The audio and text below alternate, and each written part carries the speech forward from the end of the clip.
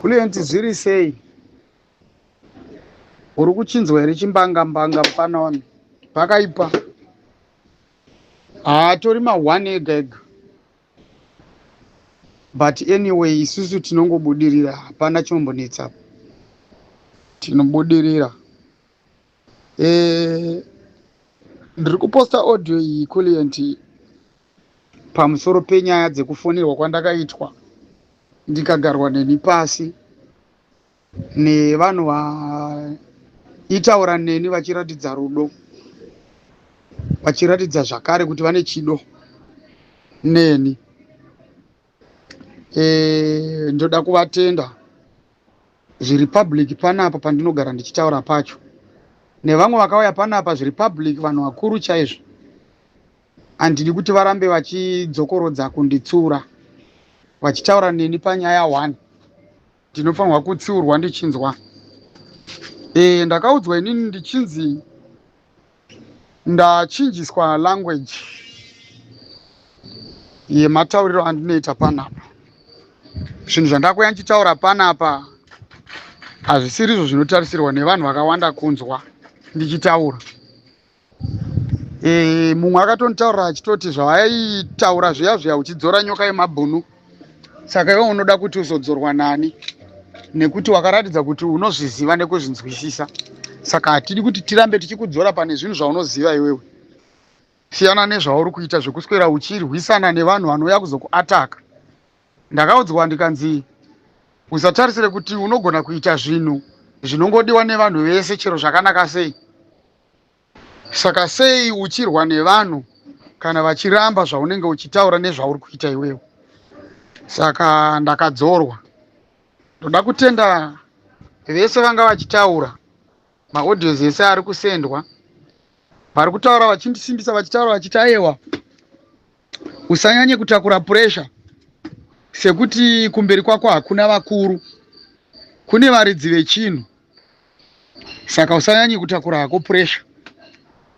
Saka vamwe vaitonditaura vachitoti sofa puresha yatiinayo ndeye kuti tibatsirane kurwira kuti nekunamatira kuti nyoka yemabhunu abuditswe maakavharirwawo, tichifambira mberi nerevolution. Saka zvakatonzi ndo zvinhu tu zvandinofanirwa kuti kana ndichida kuti nditaure panapa ndinofanirwa kuti nditaure. Kana ndisina zvimwe zvekutaura ndakatonzi zviri nani kuti ndinyarare pane kupindura vanhu vanenge vachitaura vachishora nevanenge vachiopoza, nekuti handifanirwe kuti nditarisire kuti ndidiwe nevanhu vese. Saka ndinotenda ndinopfugama pamberi pevanhu vese ivavo, ndichikumbira kuti mundiregerere chaizvo kana paine zvimwe zvandaitaura pane zvandaitaura zvamakanga muchitarisira kuti handifanirwa kuti ndizvitaure. Ndinokumbira kuti mundiregerere ipapo vano veZimbabwe. Maaudio namamwe achiri kusendwa ari kupostwa. Ndakatoudzwa zvikatonzi pane mamwe ari kutosendwa achapostwa futi, ekuda kuti iwe uregedze kutaura zvaunofanirwa kuti utaure, uchitaura zvinodiwa nevari kuda kuti utaure zvavari kuda. Saka ndiri kutomonitwawo ndichitonzi we want to make sure kuti hatidi kunzwa uchiita basa rekuita maclashes nevanhu pasocial media, nekuti this is not your game. Saka ndinotenda ende handina chandiri kushora pakati pezvese zviri kutaurwa.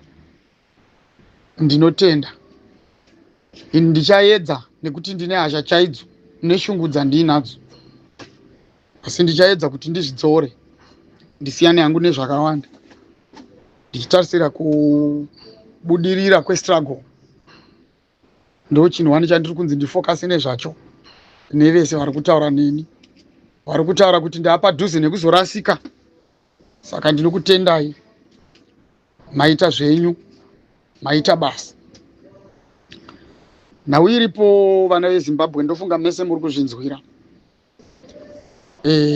Ndeya comrade nyoka yemabhunu. So far ndo iri kutichemesa musoro, nekuti mumwe munhu anga achiita basa hombe mustruggle umu. Saka totarisira kuti vanyoka yemabhunu vachamiririrwa nemutemo, nekuti muno muSouth Africa muno hamuna mutemo, hamuna vanhu vane nzara yekupiwa mari isina basa vachirasa upenyu hwevanhu. Muno muma-human rights munomu anoexercisewa chaizvo zvekuti hapana chinombomisa, bhiti uri muforena kana kuti uri mucitizen, kuti uite zvaunoda, ingave demonstration kana kuti chii, hapana munhu anonzi anodzikisirwa munyika ino yeSouth Africa. Tinobvumidzwa kuita zvese.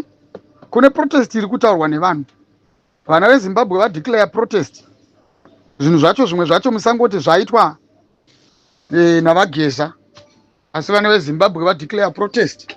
Totarisira kuti kusvikira musi wa8 May wacho uri kutaurwa, mudhara vanenge vadzoka pano vachizotipa alignment kuti tizive kuti tinoifambisa sei protest yacho kana ichinge yarekomendwa nevakuru. Asi mukavanzwa vakati mirai kuita zvenyu protest iyoyo, zvinhu zvizvigadzirise zvega, aiwa musaite zvenyu nharo vana veZimbabwe. Pane zvinenge zvaonekwa, nekuti kumberi kwedu isusu kuna vageza vari kutarisa zvese zviri kuitika nekuona zvese zviri kuitika, pamwe chete nevavari kushandidzana navo. Kune vanhu vakuru vakawandisa, kwete vageza chete, kune vakawanda vari kutaura vachipatisipeta, vachiita basa hombe mustruggle iyoyi. Saka tinofanirwa kuti tiite tichiteererana, kuteerera kunokunda chibayiro vana veZimbabwe. Hanzi mapepa aComrade Nyoka yemabhunu, sezvamuri kungonzwawo intaneti yese ichitaura, akamanipuletwa. Vakauya nemadocuments akagadzirwa kuZimbabwe Embassy ekunyeba pamusoro pezita raComrade Nyoka yemabhunu. Vakasenzesa zita rawo ravanodaidzwa naro in general kuvanhu vese ravanonyanya kuziva kuti anonzi Jeremiah, of which mukomana anonzi Wellington. Zvinoita simba raMwari. Ndakambonzwa vamwe vanhu vachiti devil is a liar. Zvaakuonekwa manje, simba raMwari raakuonekwa. Vanhu vakafunga kuti vagadzira chinhu chavo vachipedza, vachigadzira mapepa efeki, vachipa Comrade Nyoka yemabhunu zita risiri pachitupa. But manje mitemo manje yemunyika munomu manje muZimbabwe kana kwese, zita rinodiwa remunhu izita rake rakadaidzwa, rakanyorwa, rakarejestwa,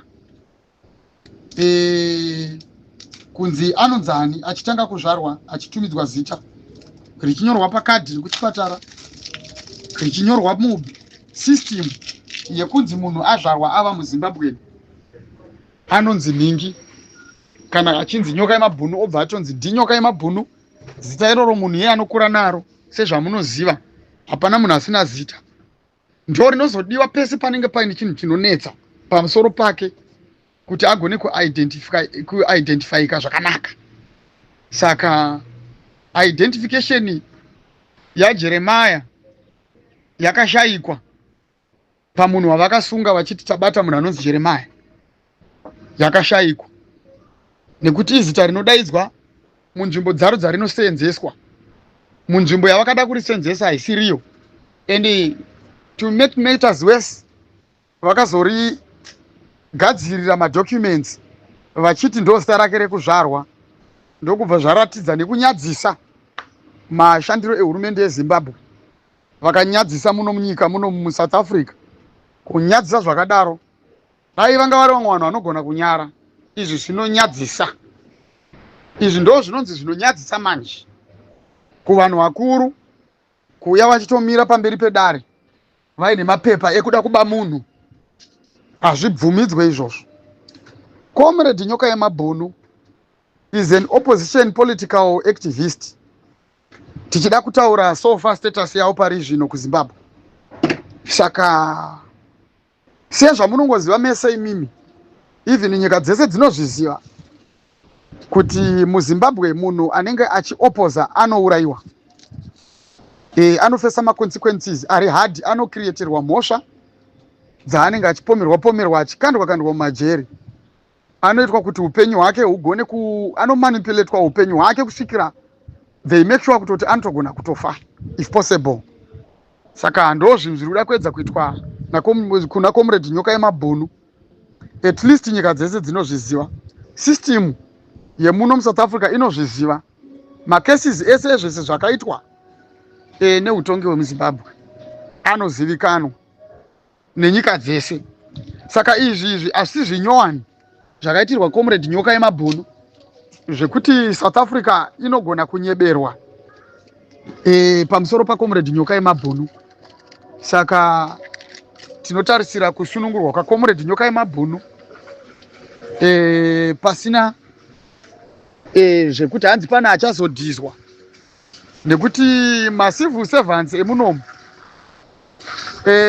nevanoshanda mutemo wemunomu, vangave maattorneys, vangave majaji, magistrates, vangave maPP, vanotambira mari dzavo, vanohora, vane mari dzavo, vane life yakanaka isina corruption mukati, havana kupfumiswa necorruption.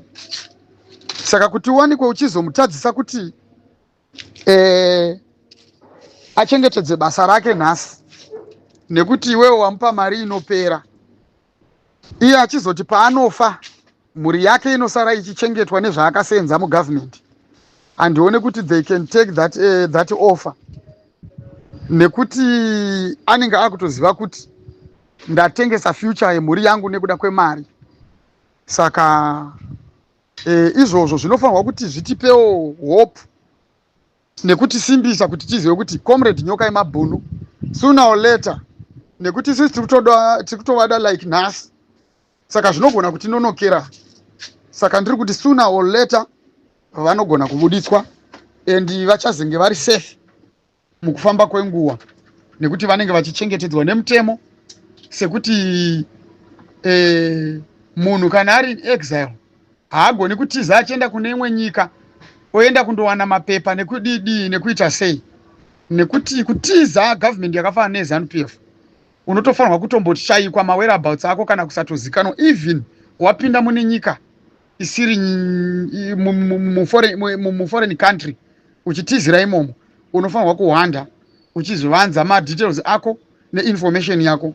Saka Comrade Nyoka yeMabhunu was right kuti vaite mararamiro ese amuri kunzwa achitaurwa pasocial media kusvikira nhasi zvachitozovasvitsa pachidanho chekuti chero zvikaita sei tine tarisiro yekuti vanopiwa mapepa ekuti pasazove nemumwe munhu anozovataura achiti munhu ari illegal haafanirwi kuwanikwa munyika isiri nyika yeZimbabwe. Zvimwe zvese zviri kutaurwa pano pasocial media musanyeberwe. Comrade Nyoka yeMabhunu is going to be safe. Tichashanda navo tichifara nekupembera kusvika kwese kwatichasvika tina Comrade Nyoka yeMabhunu. Ndo zvatiri kutarisira sechimiro chiripo paground munyaya dzacho. Saka ndinoda kutenda ana Comrade Mudzingwa vese nechikwata mashandiro ese amuri kuita, mabatiro amuri kuita, rambai makadaro. Handina zvakawanda zvekuti nditaure nhasi, ndofunga nhasi ndo zvandichataura chete izvozvo. Handifunge kuti ndinogona kudzoka pana panchitaura nekuti ndiri busy, ndine zvangu zvandinoita. Comrade Mudzingwa vaitombotaura vachitoti aiwa mhuri dzinoda kungwavirwa, saka ndinenge ndichitongwavhawo. Saka ndinoda kuti ndifare zvakanyanya nebasa riri kuitwa namudhara wangu Comrade Blessed Geza. Kune vari kuuya vachishora ndizvozvo, asi ndinenge ndakuramba ndichisungwa muromo kunzi ndisakomente nezvenyu nekuti mimi hamuna basa. Nekuti chokwadi chiri kungozviratidza chega. Ukaonawo munhu achisapota government inoita corruption yakasvika ipapo, munhu yepfungwa dzake mindset yake inenge isina kunyatsogara zvakanaka. Saka munhu ane pfungwa chechedzo dzinofunga, munhu chaichaye ane vision yemunhu mupenyu, haazoite zidununu rekuramba achiteera vanhu vane corruption vasina kana chinhu one chavanoita chiri straight. Saka ndinotenda zvangu.